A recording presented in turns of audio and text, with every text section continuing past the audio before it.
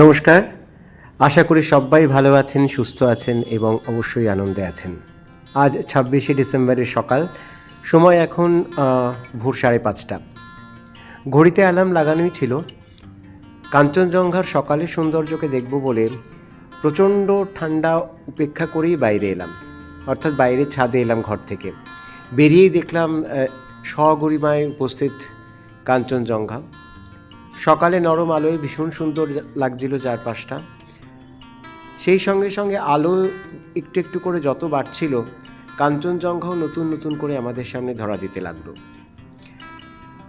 একপাশে দার্জিলিং শহর সকালের নরম আলোয় ধীরে ধীরে জেগে উঠছে এবং অপর পাশে স্বমহিমায় কাঞ্চনজঙ্ঘা।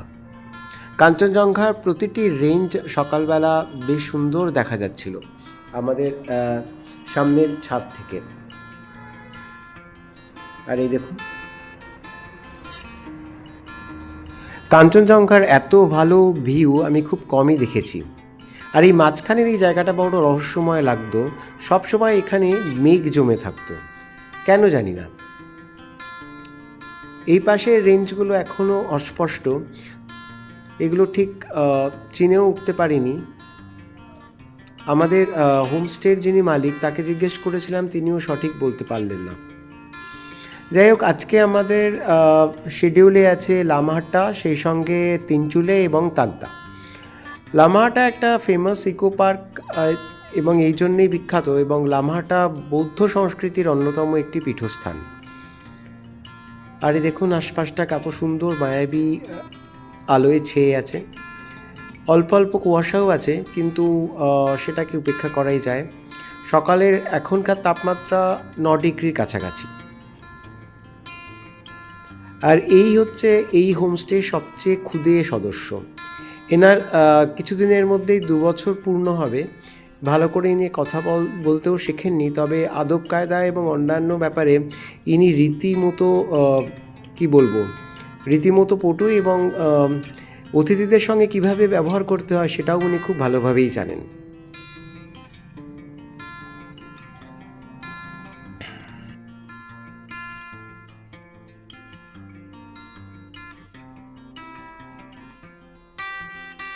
আজকে আমাদের সকালের ব্রেকফাস্টে ছিল পরোটা আর স্কোয়াশের তরকারি। তরকারিটা এত সুস্বাদু ছিল, না জানি না কাঞ্চনজঙ্ঘার সামনে বসে খাচ্ছিলাম বলেই হয়তো এত সুস্বাদু লাগছিল, কিন্তু অপূর্ব, এখনও জিভে লেগে আছে। অ্যাকচুয়ালি যারা পাহাড়ে থাকেন না, আমি দেখেছি তাদের রান্নাবান্নার হাতটা কিন্তু খুব ভালো হয়। বিশেষ করে এরা যেহেতু পাহাড়ে থাকেন, সেই জন্য যেসব রান্নাবান্নার সাজ সরঞ্জাম বা উপকরণগুলো লাগে সেগুলো কিন্তু খুবই সীমিত থাকে, এবং সেই সীমিত উপকরণ দিয়েই এরা এত সুন্দর খাবার বানান যে তা সহজে ভোলার নয়। যাই হোক, খাওয়া দাওয়ার পাট চুকিয়ে আমরা চললাম লামাহাট্টার উদ্দেশ্যে। দাওয়াই পানি থেকে লামাহাট্টা যেতে প্রায় ওই ধরুন ২০ মিনিটের মতো লাগে, ৬ কিলোমিটারের মতো ডিস্টেন্স। আর দেখতে দেখতে আমরা লামাহাট্টায় পৌঁছেও গেলাম। তবে তার আগে আমাদের যেতে হলো ৬ মাইল বলে একটি জায়গায়, কারণ আগের দিন আমরা যখন গ্লিনারিজে লাঞ্চের জন্য গেছিলাম দার্জিলিংয়ে, তখন অসাবধানতাবশত একটি বেড়াল সুস্মিতাকে কামড়ে দিয়েছিল। সেটাও প্রথমে লুকিয়ে গেল, পরে আর চাপতে পারিনি।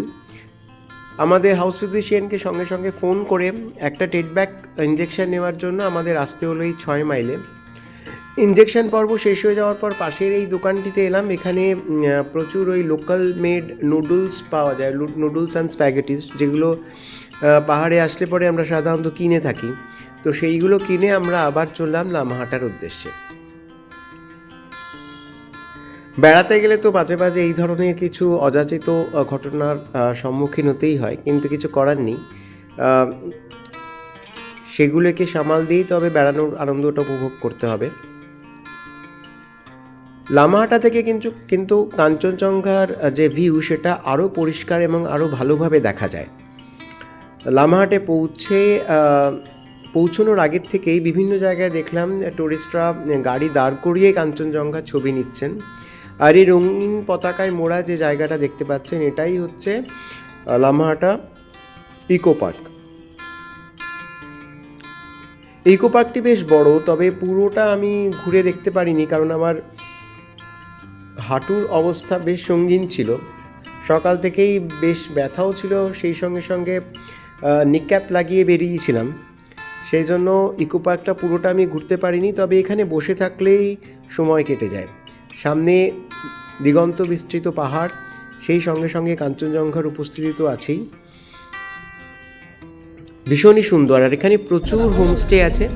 আপনারা যদি কেউ লামাহাটায় থাকতে চান, তবে আমার মনে হয় দাওয়াইপানি থেকে লামাহাটা জায়গাটা মানে থাকার দিক থেকে সুযোগ সুবিধাগুলো একটু বেশি।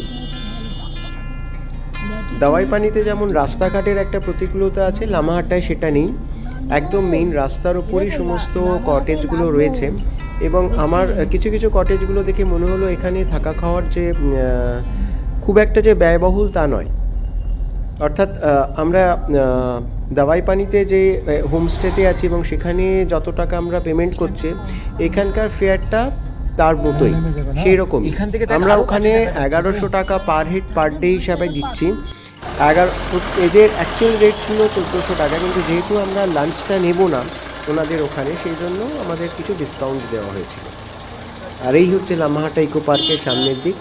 এখানে ঢুকতে গেলে আপনাকে 25 টাকা করে টিকিট সংগ্রহ করতে হবে, অর্থাৎ জন প্রতি 25 টাকা করে টিকিট কেটে তবে এই ইকো পার্কের ভিতরে আপনি ঢুকতে পারবেন। ইকো পার্কটিতে ঢোকার সময় কিছু বিধিসম্মত সতর্কীকরণ এখানে দেওয়া রয়েছে, এবং দেখলাম অধিকাংশ টুরিস্টরাই সেটি ফলো করে চলছেন। সেগুলি হলো, প্লাস্টিক নিয়ে ইকো পার্কের ভেতরে ঢোকা যাবে না, খাবার দাবার এই সমস্ত না নিয়ে যাওয়াই ভালো, কারণ তাতে ভেতরের পরিবেশটাও নোংরা হয়, এবং সেই সঙ্গে সঙ্গে ভেতরটা নোংরা না করার একটা আবেদনও রয়েছে। আর এই হচ্ছে ইকো পার্কের কিছুটা ওপর থেকে লামাহাটার দৃশ্য। ভীষণ সুন্দর লাগে। প্রচুর নাম না জানা পাহাড়ি ফুল ফুটে রয়েছে ইতস্তত। আর আমি একটা জিনিস দেখলাম যে ইকো পার্কটি বেশ সুন্দরভাবে মেনটেনও করা হয়, রাস্তাঘাটও বেশ পরিষ্কার।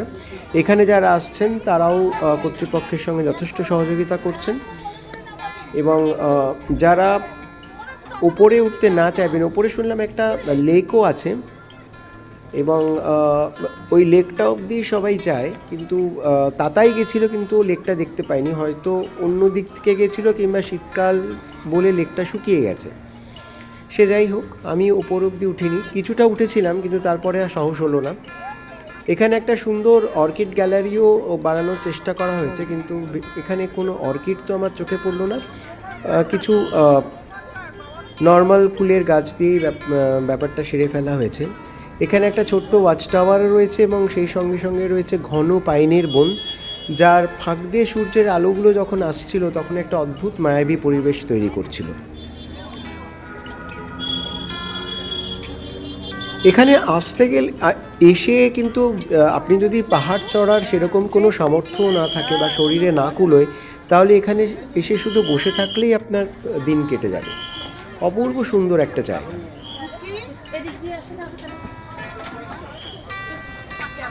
আর কাঞ্চনজঙ্ঘার যা ভিউ এখান থেকে পাওয়া যায় তা সত্যিই মনে রাখার মতো, অসাধারণ সুন্দর।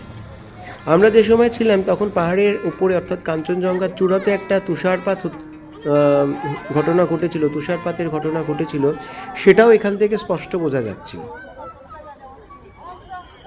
আর এই হচ্ছে উৎসাহী পর্যটকদের ভিড়।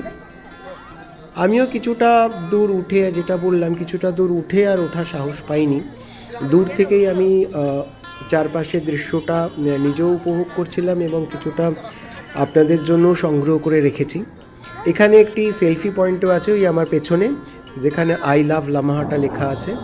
আর এই হচ্ছে পাইনের বনে আলো আঁধারির খেলা।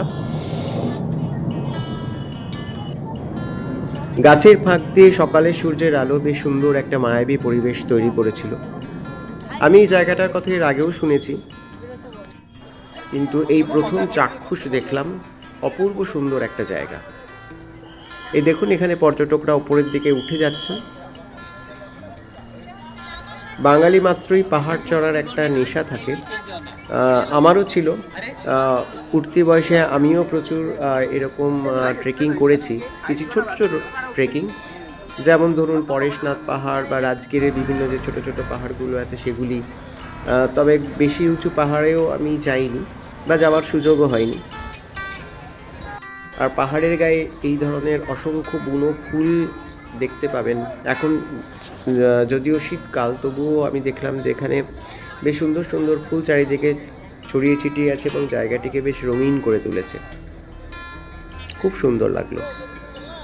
আপনারাও আসুন লামাহাটাতে, উত্তরবঙ্গে এলে, বিশেষ করে দার্জিলিং বেড়াতে এলে খুব ভালো লাগবে। কয়েক ঘন্টা খুব সুন্দর কাটাতে পারবেন।